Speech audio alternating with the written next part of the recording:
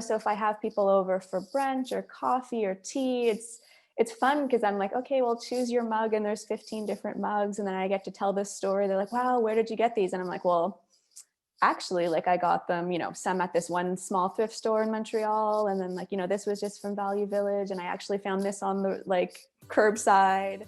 Hello, thank you for checking out Earth Care. This is a super fun episode. We're about to learn how to redecorate your home, make it look and feel how you've envisioned it, but while keeping the environment in mind.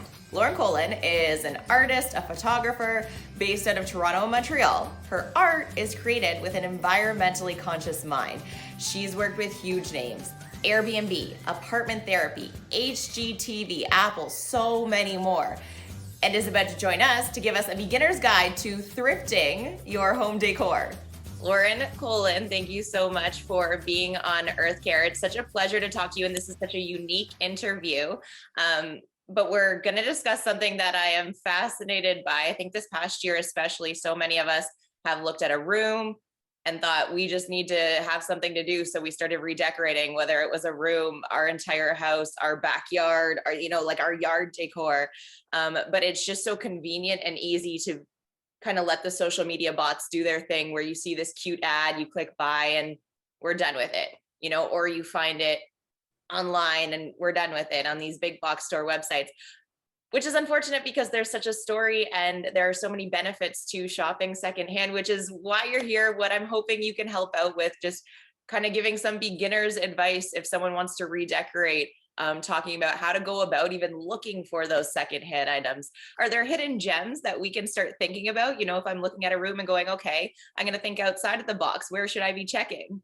I have had so much fun on Facebook Marketplace. I've gone through a process of just sort of curating my space and things that kind of no longer fit into my life. It's been so lovely to be able to send them off to other people. And I think, like, vice versa.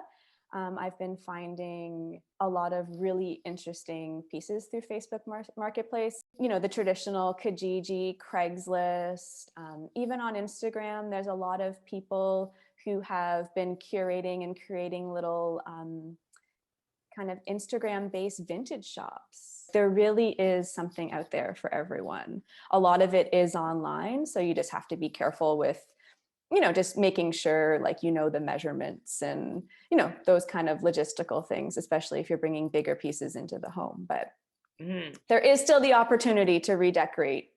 I think redecorating a room, the idea of doing that can be quite overwhelming. For me, for instance, if I look at a blank canvas of any kind, whether it's a room, a picture, I can't vision what it's supposed to look like. So are there easy things to start with? Like, what has helped you? Definitely. I think it's always best to start with what you already have.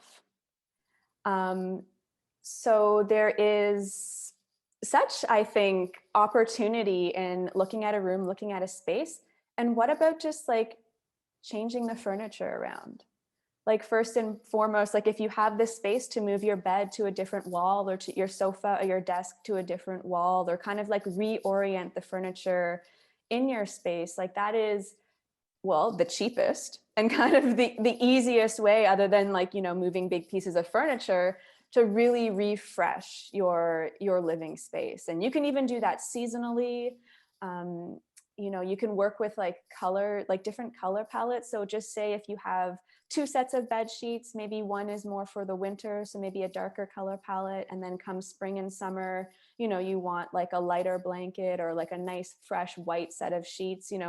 Just by simple just switching it out, it's really not a big investment, but it can really make a world of difference. If you're feeling a little bit more ambitious, you can go with even just, like, repainting a room, or repainting, like, kitchen cabinets, like something small. It doesn't have to be even a whole wall. It could be like an accent wall. So, I think slowly starting with your base, and that is, like, what you have. And then, from there you can expand. I think not every home redecorating project has to be breaking the bank or even that complicated. What have you found are some of the benefits of thrifting? First is the opportunity, I think, to really get to know yourself on a deeper level.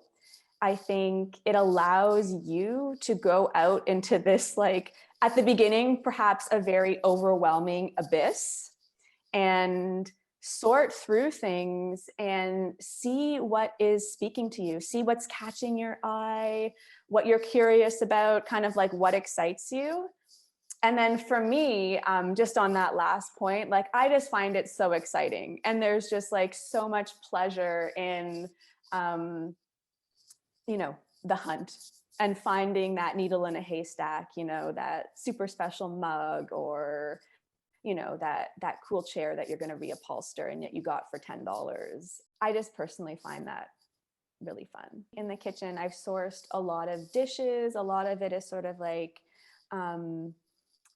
like really nice old vintage stoneware. So it has the earthiness to it. It has the weight to it. And, so if I have people over for brunch or coffee or tea, it's fun because I'm like, okay, well, choose your mug, and there's 15 different mugs. And then I get to tell this story. They're like, wow, where did you get these? And I'm like, well, actually, like, I got them, some at this one small thrift store in Montreal. And then, like, this was just from Value Village. And I actually found this on the curbside.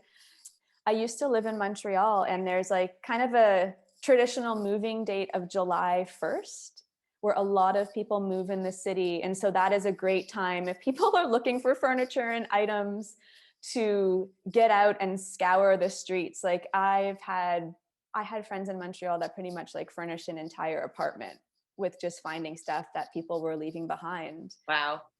So if you're kind of keeping that in mind, you can go out walking beginning and end of the months here in Toronto, or wherever you may live. And it's probably a time where people are moving around a bit, especially during the warmer months. So you could get some good finds that they're leaving behind. Absolutely. Why should people consider buying secondhand? Why is that sort of process important? I think it's really important because in our world, we are so already overburdened with things. I think it's a great environmental choice. It is, in itself, like reducing the impact of just like more manufacturing. And I think if there's less of a demand for newer items, perhaps like less will be produced. There'll be less waste, less of like the impact on the environment to produce those items.